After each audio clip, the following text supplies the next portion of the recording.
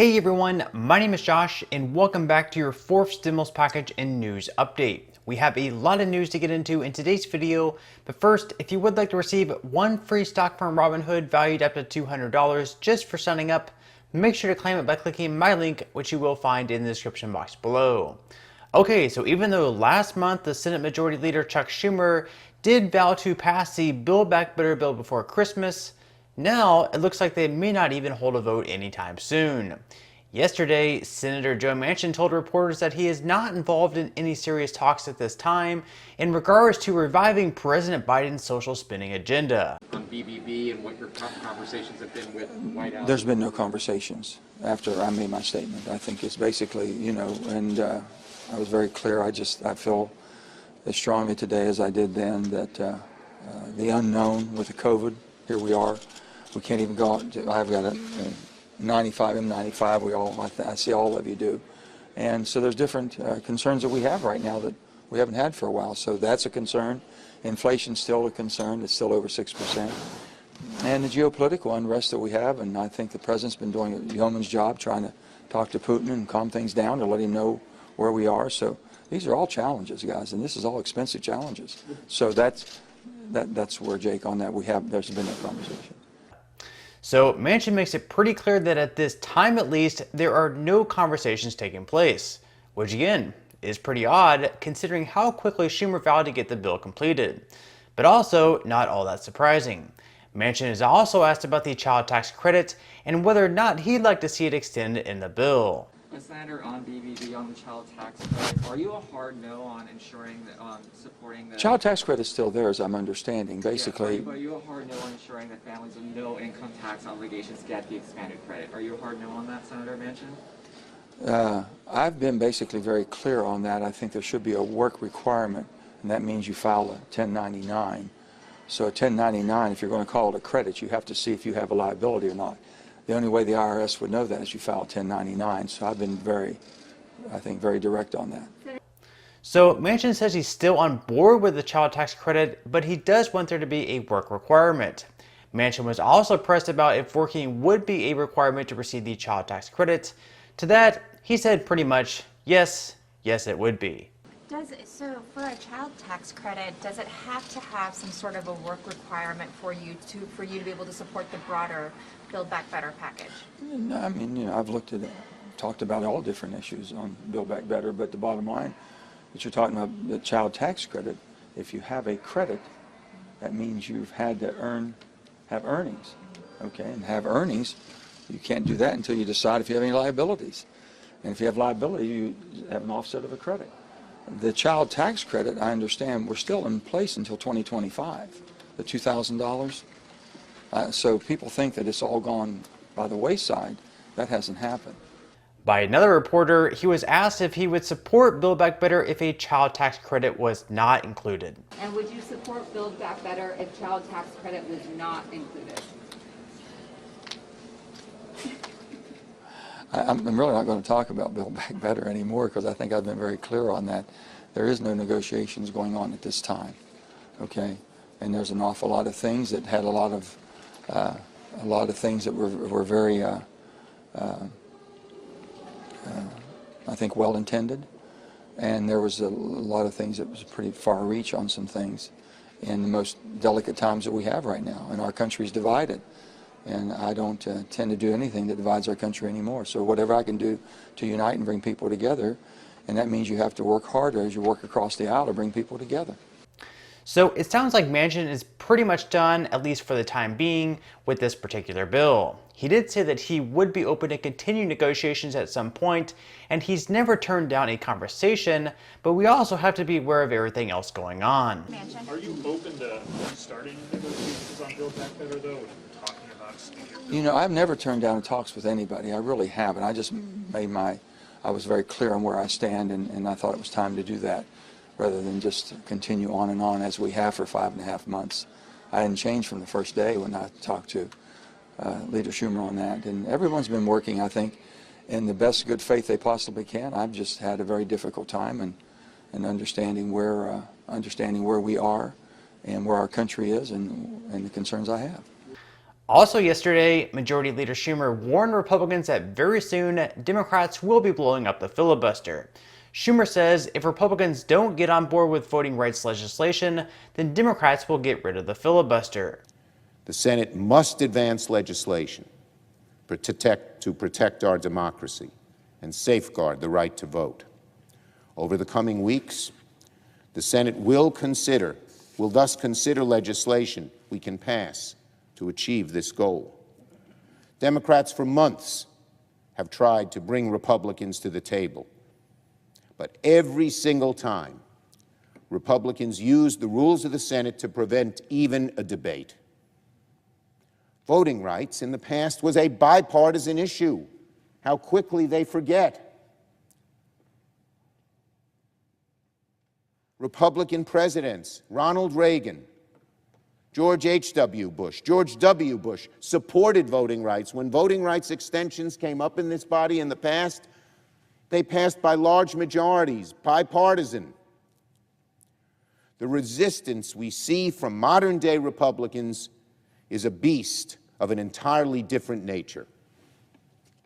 Maybe some of them are scared of Trump, but too many of them see this as a way to win advantage, to get their hard right views enacted, even though the public doesn't support them, by jaundicing our election process and saying and putting barriers in the way of particular people, not all people, of voting, people of color, poor people, people who live in big cities, young people, handicapped people, elderly people. As I said in my dear colleague earlier this week, if Republicans continue to hijack the rules of the chamber to prevent action on something as critical as protecting our democracy, then the Senate will debate and consider changes to the rules on or before January 17th, Martin Luther King Jr. Day. Over the course of history, Mr. President, the Senate has debated voting rights many times and done what was necessary to take action. But rarely did our predecessors face the sort of malice that now confronts our democracy from within. And one final point, the arguments from the other side, they're saying federalize the elections. That's in the Constitution, that federal elections can be determined by federal legislation. That's what some of our great post-Civil War amendments were all about. That's what the history of voting rights legislation has been about. When state legislatures, for reasons often bigoted and racist, said people couldn't vote for one reason or another or stopped them from voting, the Congress stepped in. That's nothing new. It's unbelievable, the arguments they come up with. Just totally false. In response to Schumer's threats, the Senate Minority Leader Mitch McConnell went after Schumer, saying that he was hell-bent on breaking the Senate. Well, welcome back, everyone. It appears as if the Majority Leader is hell-bent to try to break the Senate. His argument is that somehow state legislatures across the country are busily at work trying to make it more difficult for people to vote. Of course, that's not happening anywhere in America. 94% of Americans believe it's easy to vote. We had a record turnout last year, the biggest turnout since 1900. It's already against the law to prevent people from voting based upon race. The Voting Rights Act is still intact. So it's appropriate to ask the question, what's going on here? Well, there's been a lot of talk about big lies. Well, the big lie on the other side is that state legislatures controlled by Republicans are busily at work trying to make it difficult for people to vote. If you actually read the legislation that's been passed, it's clearly not the case. And so I think this is an excuse to try to break the Senate. Hypocrisy is not unheard of in politics, but about half the current members of the Democratic Party, when Donald Trump was president and we were in the majority, believed that the legislative filibuster was the essence of the Senate. So I guess where you stand depends upon where you sit. And we anticipate, based on what the majority leader said, that he's going to try to break the Senate, break the legislative filibuster, to make some kind of narrow exception. There is no such thing as a narrow exception. No such thing as a narrow exception. This, in my view, is genuine radicalism. And I might add, parenthetically, the executive calendar, a separate function of the Senate, was historically handled with a simple majority until the majority leader came to the Senate during Bush 43's tenure, after which he started routinely filibustering judges. Well, you've followed, we've gone back and forth about how to do the executive calendar. The executive calendar is now back to where it was 20 years ago. The legislative calendar is a totally different thing. So make no mistake about it, this is genuine radicalism. They want to turn the Senate into the House. They want to make it easy to fundamentally change the country. For example, admitting 2 new states, the District of Columbia and Puerto Rico, to have 4 new Democratic senators, or to pack the Supreme Court. Fundamentally change the country. The filibuster has been a way to conduct American business in the political center. If you're a football fan, think of it as between the 40-yard lines.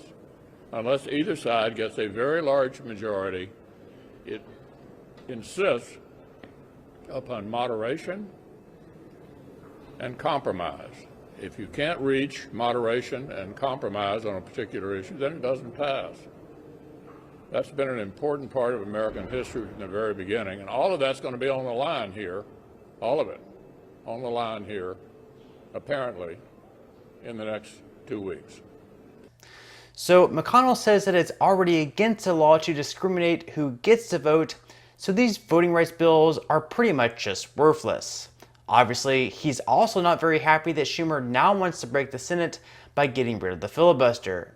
Thankfully for McConnell, at least for now, Joe Manchin is also against getting rid of the filibuster. Yesterday, Manchin said that it would be a very heavy lift to change the filibuster through nuclear option. Senator Schumer says they're going to bring a vote on rules changes to the Senate floor. Do you oppose changing the rules by the nuclear option? Well, I've always been for rules being done the way we've always done, 2/3 of the members voting. And any way you can do a rules change to where everyone's involved, and basically that's a rule that usually will stay.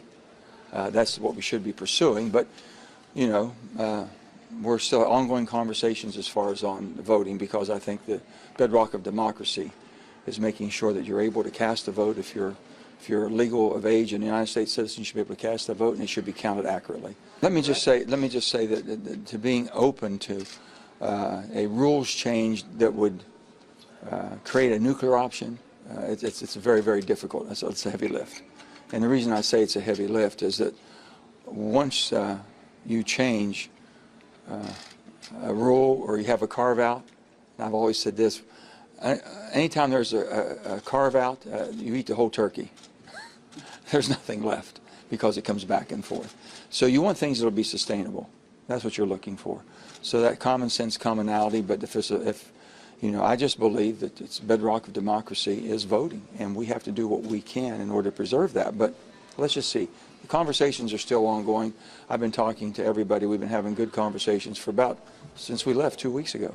So Manchin said that he would be open to seeing all the options they have available, but he would also like to have at least some Republican support if they were to get rid of the filibuster. And again, if they did get rid of the filibuster, they have to keep in mind that once or if Republicans gain back control of the Senate, they too would be able to pass bills through with just a simple majority.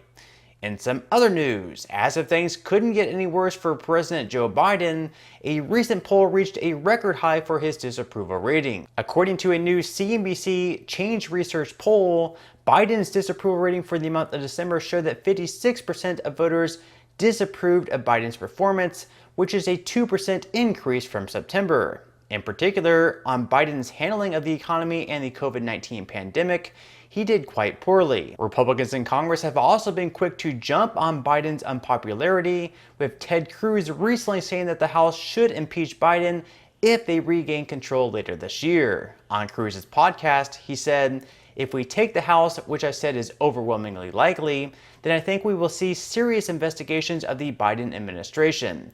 Cruz also mentioned that Democrats had already weaponized impeachment from when Trump was in office and that they used it for partisan purposes to go after Trump because they disagreed with him. Here is the White House Press Secretary Jim Psaki responding to Ted Cruz's threats to the president.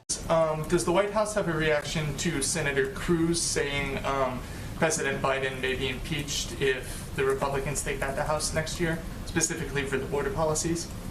Well, our reaction is maybe Senator Cruz can work with us on getting something done on comprehensive immigration reform and putting in place measures that will help make sure smart security is what we see at the border, taking a more humane approach to the border instead of name calling, accusation calling, and making predictions of the future. So not much of a response to Cruz's threats, but myself personally, I could see it happening. After Democrats impeached Trump not just once, but 2 times, it was pretty clear that Republicans would try taking revenge once or if they regain control of the House. So that's my current prediction. Republicans will regain control of the House and then go on to impeach Biden for whatever reason they decide to come up with. But on that note, I'm going to go ahead and wrap up this video. Again, if you would like to receive 1 free stock from Robinhood, valued up to $200 just for signing up, make sure to claim it by clicking my link in the description box below. So once again, I do hope that everyone has a great and safe rest of their day. And as always, I'll see you in the next video.